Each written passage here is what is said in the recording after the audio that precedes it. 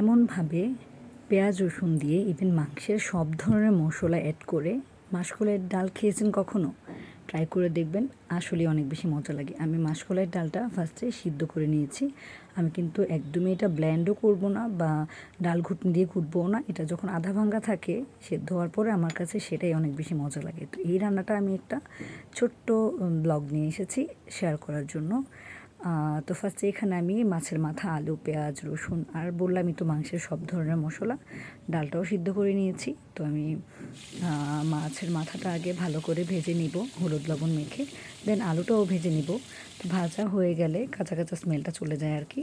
দেন আমি পেঁয়াজ ভালো করে ভেজে শুকনো মরিচ, তেজপাতা, জিরা ফোড়ন দিয়ে আর কি পেঁয়াজ রসুনটা ভেজে নিব। দেন এখানে রসুন বাটা, আদা বাটাও দিয়েছি, কাঁচামরিচও দিয়েছি। তো ভালো করে মশলাটা ভাজা ভাজা হয়ে গেলে কিন্তু ধনিয়ার গুঁড়া, মরিচের গুঁড়া, হলুদের গুঁড়া, জিরা গুঁড়া, সাথে দিয়েছি আমি গরম মশলার গুঁড়া। দেন সেখানে আমি একটু জল দিয়ে মশলাটা ভালো করে ভাজা ভাজা করে নিব।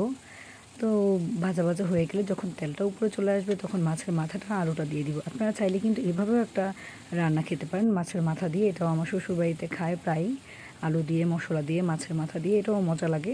বাট আমি এখানে মাসকলাইয়ের ডালটা যখন আরও ভালো করে কষানো হবে দেন আমি মাসকলাইয়ের ডালটা অ্যাড করে দিব। অনেকে চাইলে আপনারা ডালটা ঘুটে নিতে পারেন। আমার কাছে এইরকম আধা ভাঙ্গা ডালটা থাকলেই বেশি মজা লাগে, সেই জন্য আমি এভাবেই রান্না করেছি। আমার কাছে ভালোই লাগে। আসলে সব সময় তো এক ধরনের রান্না হয়, এটা একটু ডিফারেন্ট, যেহেতু ট্রাই করবেন আপনারাও ভালো লাগলে। তো এটা আমি 10 থেকে 15 মিনিট ঢাকনা দিয়ে আরও ভালো করে সিদ্ধ করে নেব। ডালটা একদম যখন ঘন ঘন হয়ে আসবে তখনই আমি নামিয়ে নেব।